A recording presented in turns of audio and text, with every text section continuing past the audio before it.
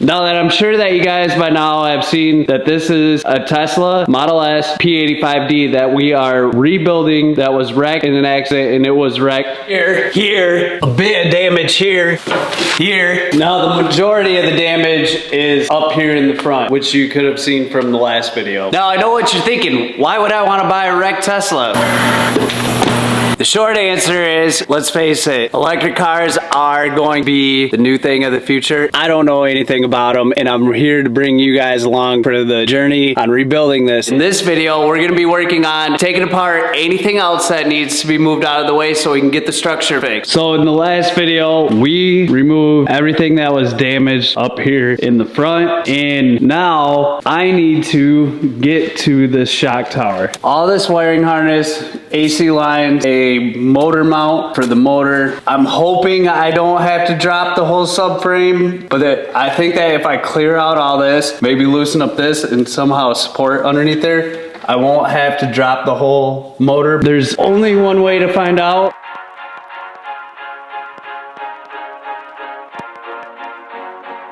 I was able to remove the AC lines, which is not an easy task. You have to remove the AC compressor, which is 3 bolts. This one, and one over here. And then you can rotate it, push it back, and angle it out. Only way. I mean, I spent probably over an hour trying to figure out how to get the AC lines out. I must say, these Teslas are pretty intricate with the way that they build stuff. It's a lot of wires and sensors in the way that you gotta look for it. Let's get all this wiring removed and push back so we can get in here and figure it out. I'm also gonna remove this.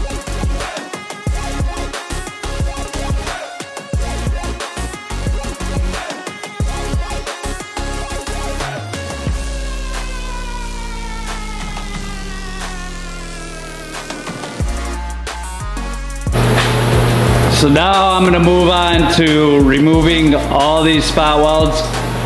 I might end up cutting this right here just because I'm not gonna be able to remove the spot welds. Maybe up here I'll cut it and then I can get in here and remove all these spot welds. Always must remember, safety first.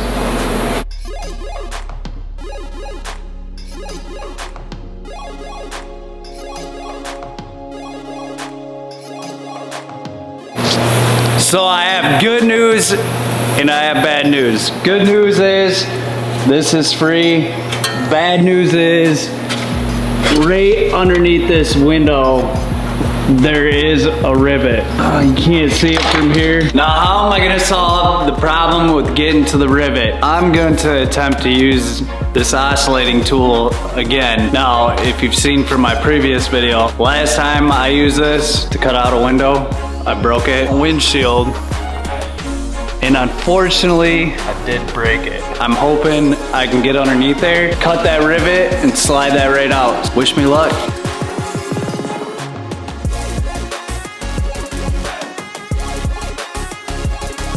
And I didn't break the window, so we're gonna consider this a huge success. That's twice now I didn't break the window. Let's keep going.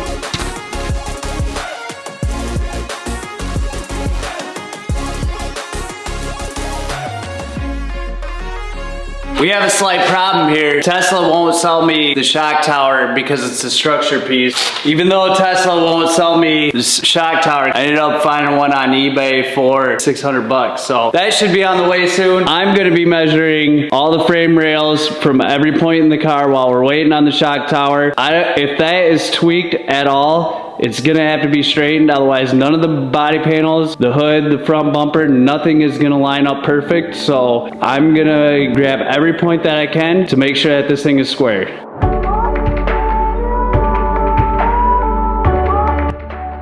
Now I know what you're thinking. That is not a good way to measure to make sure that everything's square. Well, it gets me close enough, make sure that it is pretty square. I will be measuring again before cutting out the shock tower. When I was measuring the frame, I ended up finding some more damage. Let's check it out. If you see right here, this bolt is tweaked back, so I'm gonna have to take that off from there.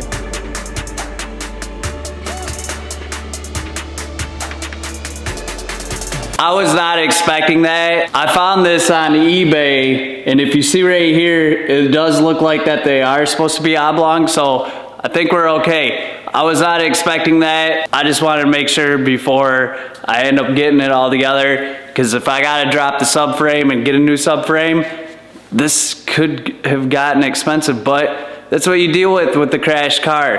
Now, something that I want to work on while waiting too is fixing this bumper. It looks pretty bad, and it doesn't look like that's that hard. There's a little bolt right here, so.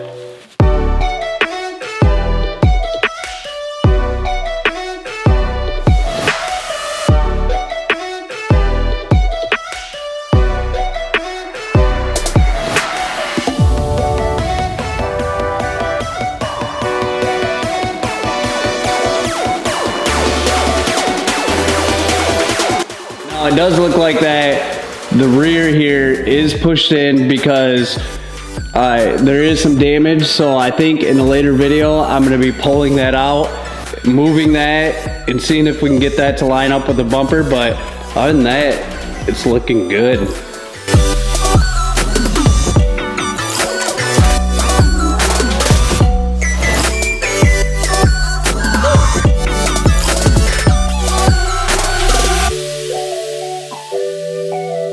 The rear bumper did take a little persuasion. You see there's these little clips that are back there and they just wouldn't go in, so I had to force them in.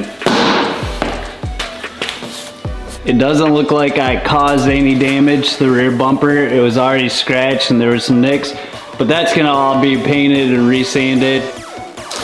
Now, I know a lot of you are thinking that I didn't get very far on this video. Once I get the shock tower in, it will be 100% go time. But on that note, if you like this video, be sure to give it a thumbs up. You're awesome, and I'll see you on the next one. Peace.